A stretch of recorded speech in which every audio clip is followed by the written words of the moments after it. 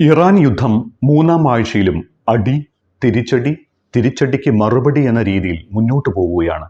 യുദ്ധത്തിൽ ഏർപ്പെട്ട ഇറാനും ഇസ്രയേലിനും കനത്ത നാശനഷ്ടങ്ങൾ ഉണ്ടായിട്ടുണ്ട്. അമേരിക്കയുടെ നഷ്ടം ഗൾഫ് രാജ്യങ്ങളിലെ സൈനിക കേന്ദ്രങ്ങളിൽ ഇറാൻ നടത്തുന്ന ആക്രമണമാണ്. ഈ മൂന്ന് രാജ്യങ്ങളും യുദ്ധത്തിൽ പങ്കാളികളാണ്. പക്ഷേ സുരക്ഷയെ കരുതിയ അമേരിക്കയ്ക്ക് എയർബേസുകൾ ഉൾപ്പെടെയുള്ള സൈനിക കേന്ദ്രങ്ങൾക്ക് ഭൂമി നൽകിയ അറബ് രാജ്യങ്ങളാണ് ശരിക്കും ഈ യുദ്ധത്തിൽ അത്യാഹിതം നേരിടുന്നത്. ഒന്നില്ലാതെ എല്ലാ ഗൾഫ് രാജ്യങ്ങളെയും അമേരിക്കയുടെ സുഹൃത്ത് രാജ്യം എന്ന പേരിൽ ഇറാൻ ആക്രമിക്കുകയാണ്. ഷിയ ഭരണകൂടമായ ഇറാനിൽ നിന്നുൾപ്പെടെ സംരക്ഷണം ലഭിക്കാനാണ് ഗൾഫ് രാജ്യങ്ങൾ അമേരിക്കയ്ക്ക് എയർബേസുകളും മറ്റ് സൈനിക കേന്ദ്രങ്ങളും തുടങ്ങാൻ ഭൂമി നൽകിയത്. അതേ അമേരിക്ക കാരണമാണ് ഈ രാജ്യങ്ങളെ ഇറാൻ ആക്രമിക്കുന്നത്. സ്വന്തം പോക്കറ്റിൽ നിന്ന് ചെലവാക്കിയാണ് ഈ സംവിധാനത്തെ ഗൾഫ് രാജ്യങ്ങൾ തീറ്റിപ്പോറ്റുന്നത്. ഇറാൻ യുദ്ധത്തിന് മുൻപ് ഇറാന്റെ അയൽക്കാരായ അറബ് രാജ്യങ്ങളെ അമേരിക്ക വിശ്വാസത്തിലെടുത്തില്ല എന്ന അമർഷവും ഇവിടങ്ങളിലെ ഭരണാധികാരികൾക്കുണ്ട്. ഇറാന്റെ തിരിച്ചടി നേരിടേണ്ടി വരുന്നത് ഈ രാജ്യങ്ങളിലെ അമേരിക്കൻ സൈനികർ മാത്രമല്ല, ആ രാജ്യത്തെ ജനങ്ങളും മലയാളികൾ ഉൾപ്പെടുന്ന പ്രവാസികളുമാണ്. UAE, Saudi Arabia, Bahrain, Kuwait, Qatar, Oman എന്നീ രാജ്യങ്ങളിൽ ഇറാൻ മിസൈലുകളും ഡ്രോണുകളും അയക്കുന്നു. എല്ലാ ഗൾഫ് രാജ്യങ്ങളെയും ആക്രമിക്കുന്നത് പ്രതീകാത്മകമാണ് എന്ന് പറയാം. അമേരിക്കയുടെ സുഹൃത്തുക്കൾ ഞങ്ങൾക്ക് ശത്രുക്കൾ, അതാണ് ഇറാൻ ലോകത്തിന് കാട്ടിക്കൊടുക്കുന്നത്. എന്നാൽ ആക്രമണത്തിന്റെ തോതിൽ ചില ഏറ്റക്കുറച്ചിലുകൾ ഉള്ളതായി ചില പ്രതിരോധ വിദഗ്ധർ പറയുന്നു. അതിന്റെ കാരണവും ഇവർ ചൂണ്ടിക്കാട്ടുന്നുണ്ട്. ഒരു മാസം മുൻപ് വരെ ദുബായും അബുദാബിയും വിനോദസഞ്ചാരികളെ കൊണ്ട് നിറഞ്ഞിരുന്നു. ഷാർജയിലും വ്യാപാരം പതിവ് പോലെ നടന്നു. അതിൽ അസംസ്കൃത എണ്ണ മുതൽ ലോജിസ്റ്റിക്സ്, ധനകാര്യം എന്നിവ വരെ ഉണ്ടായിരുന്നു. ഇന്ന് ഈ നഗരങ്ങളുടെ ആകാശത്ത് വ്യോമ പ്രതിരോധ സംവിധാനങ്ങൾ സജീവമാണ്. UAE ഇറാനിയൻ മിസൈലുകളിൽ നിന്നും ഡ്രോണുകളിൽ നിന്നും ഭീഷണി നേരിടുന്നതിനാൽ യുദ്ധവിമാനങ്ങൾ ആകാശത്ത് വട്ടമിടുന്നു. അമേരിക്ക ഇസ്രായേൽ ആക്രമണത്തിൽ ആയത്തുള്ള അലി ഖമനയി കൊല്ലപ്പെട്ടതിന് പിന്നാലെയാണ് ഇറാൻ ഗൾഫ് മേഖലയിൽ ആക്രമണങ്ങൾ ആരംഭിച്ചത്.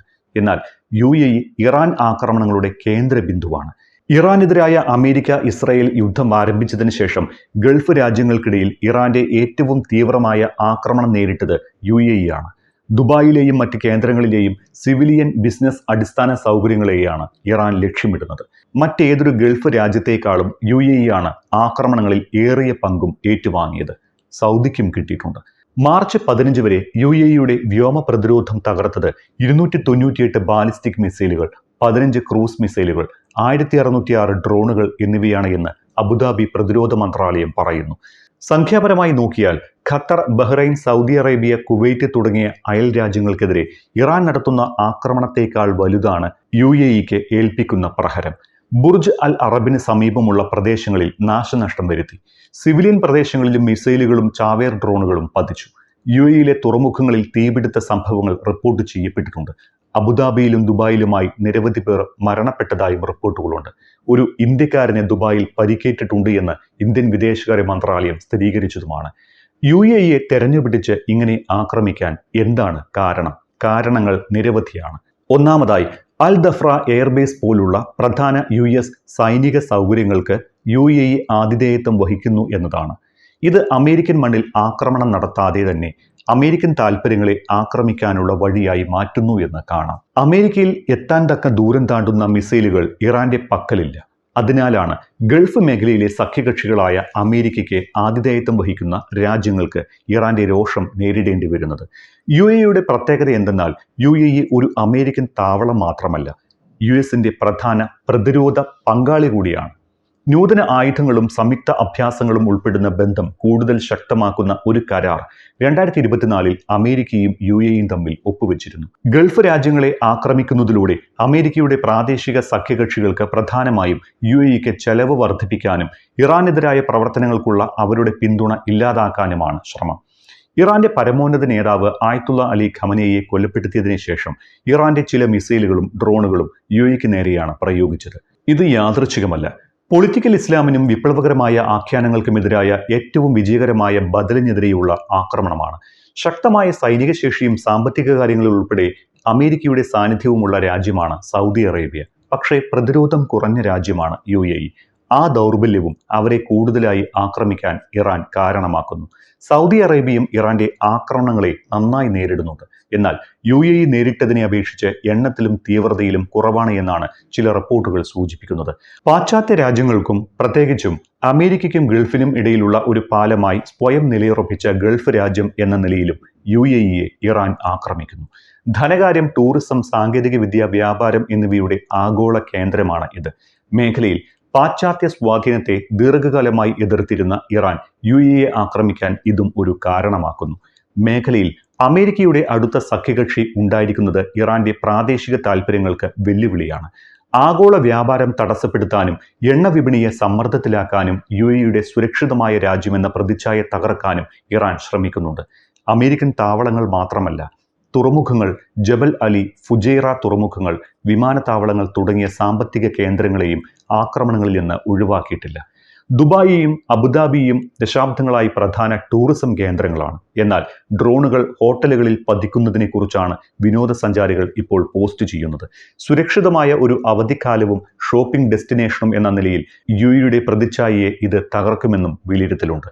ലോകത്തിലെ ഏറ്റവും വലിയ സമ്പന്നർ സുരക്ഷിതമായി ജീവിക്കാൻ തെരഞ്ഞെടുക്കുന്ന പാം ജുമൈറ പോലുള്ള സ്ഥലങ്ങളും ബുർജ് ഖലീഫയ്ക്ക് സമീപമുള്ള പ്രദേശങ്ങളും ആക്രമിക്കുന്നതിലൂടെ ആഗോള നിക്ഷേപത്തിനും വിനോദസഞ്ചാരത്തിനും സുരക്ഷിത താവളമെന്ന ദുബായിയുടെ പ്രശസ്തി നശിപ്പിക്കാനാണ് ഇറാൻ ശ്രമിക്കുന്നത്. UAEക്ക് അമേരിക്കൻ പ്രസിഡന്റ് ഡൊണാൾഡ് ട്രംപിൽ വലിയ സ്വാധീനമുണ്ട്. അവർ യുദ്ധം നിർത്താൻ ട്രംപിന് മേൽ സമ്മർദ്ദം ശക്തമാക്കുമെന്ന് ഇറാൻ പ്രതീക്ഷിക്കുന്നു. മാത്രമല്ല, UAE ഇസ്രായേൽ ബന്ധം സാധാരണ നിലയിലാക്കുന്ന 2020 അബ്രഹാം ഉടമ്പടി ഇറാന് ഇപ്പോഴും ദഹിച്ചിട്ടില്ല. ഒരു അറബ് രാഷ്ട്രത്തെ അതിന്റെ ബദ്ധശത്രുവായി ചേർക്കുന്ന കരാറുകളിൽ ഒപ്പിടുന്നത് വഞ്ചനയായിട്ടാണ് ഇറാൻ കാണുന്നത്. ഇതിനു പുറമെ യുദ്ധത്തിൽ UAE താവളത്തിൽ നിന്ന് വിക്ഷേപിച്ചതായി പറയപ്പെടുന്ന US ടോമോഹോക്ക് മിസൈലാണ് ഫെബ്രുവരി 28 മിനാബിലെ IRGC കെട്ടിടത്തിന് സമീപം പതിച്ചത്. അതിലാണ് 165ലധികം സ്കൂൾ വിദ്യാർത്ഥിനികൾ കൊല്ലപ്പെട്ടത് എന്ന് ഇറാൻ ആരോപിക്കുന്നു. അമേരിക്കയ്ക്കും UAEക്കുമെതിരെയുള്ള പ്രതികാരം ഇതോടെ കൂടുതൽ തീവ്രമായി. പാശ്ചാത്യ രാജ്യക്കാർക്ക് രാഷ്ട്രീയവും സാമൂഹികവുമായ വേദനയുണ്ടാക്കാൻ ഇറാൻ ശ്രമിക്കുന്നു. UAE പോലുള്ള അമേരിക്കയുടെ അടുപ്പക്കാരനായ സഖ്യകക്ഷിയെ ആക്രമിച്ച് ട്രംപിന് വേദനയുണ്ടാക്കുക എന്നതും ഇറാന്റെ ലക്ഷ്യമാണ്. അതിനിടെ ഇറാൻ യുദ്ധം പാളിയത് എങ്ങനെ എന്ന പ്രതിരോധ രംഗത്തെ വിദഗ്ധരുടെ വിശകലന റിപ്പോർട്ടുകളും ഇതിനിടയിൽ പുറത്തു വരുന്നുണ്ട്. യുദ്ധമേഖലയിലോ പ്രതിരോധ മേഖലയിലോ പരിചയവും പ്രാവീണ്യവുമില്ലാത്ത അമച്ചർ ഉപദേഷ്ടാക്കളും ഉയർന്ന സൈനിക ഉദ്യോഗസ്ഥർ അവഗണിക്കപ്പെട്ടതും ഇറാൻ യുദ്ധം ആരംഭിക്കുന്നതിനുള്ള പ്രോട്ടോകോൾ ട്രംപ് ഒഴിവാക്കിയതും പ്രധാന കാരണങ്ങളാണ് എന്ന് ഇവർ പറയുന്നു. ആംസ് കൺട്രോൾ അസോസിയേഷന്റെ റിപ്പോർട്ടിലാണ് ഈ വിവരങ്ങളും വിശകലനങ്ങളും ഉള്ളത്. ഇറാനുമായി ചർച്ചകൾക്ക് പോയവരുടെ ചരിത്രം തന്നെ നോക്കാം. ഇറാനുമായി നയതന്ത്ര ചർച്ചകൾക്ക് പോയത് ദേശീയ സുരക്ഷയെക്കുറിച്ച് ബോധമില്ലാത്തവരായിരുന്നു. റിയൽ എസ്റ്റേറ്റിൽ കരിയർ ഉണ്ടാക്കിയ സ്റ്റീവ് വിറ്റ്കോഫും ട്രംപിന്റെ മരുമകനും ബിസിനസ്സുകാരനുമായ ജാരഡ് കുഷ്ണറുമാണ് ട്രംപിന്റെ മിഡിൽ ഈസ്റ്റ് നയത്തിന് നേതൃത്വം നൽകിയത്. ഇറാനെതിരായ ആക്രമണത്തിന് 2 ദിവസം മുൻപ് ഇരുവരും ഒമാനി മധ്യസ്ഥതയിൽ ജനീവയിൽ ഇറാന്റെ വിദേശകാര്യമന്ത്രിയെ കണ്ടിരുന്നു. പക്ഷേ ട്രംപ് ചർച്ചകളിൽ അതൃപ്തി പ്രകടിപ്പിക്കുകയും സൈനിക നടപടിക്ക് അംഗീകാരം നൽകുകയും ചെയ്തതോടെ നയതന്ത്ര ചാനൽ ഉടൻ അവസാനിച്ചു. ആംസ് കൺട്രോൾ അസോസിയേഷന് ലഭിച്ച റെക്കോർഡിംഗുകൾ പ്രകാരം ഇറാന്റെ ആണവ പരിപാടിയുടെ പ്രധാന സാങ്കേതിക വശങ്ങൾ വിറ്റ്കോഫ് തെറ്റിദ്ധരിച്ചതായി സൂചിപ്പിക്കുന്നു. ടെഹ്റാൻ റിസർച്ച് റിയാക്ടറിന്റെ ഉദ്ദേശം ഉൾപ്പെടെ മെഡിക്കൽ ഐസോടോപ്പ് നിർമ്മാണത്തിനായി അമേരിക്ക തന്നെ ആദ്യം വിതരണം ചെയ്ത സൗകര്യമാണ് ഇത്. തുടക്കത്തിലെ തിരിച്ചടികൾക്ക് ശേഷം കുഷ്ണറിൽ നിന്നും വിറ്റ്കോഫിൽ നിന്നും ലഭിച്ച ഉപദേശത്തെ ട്രംപ് കുറ്റപ്പെടുത്തി.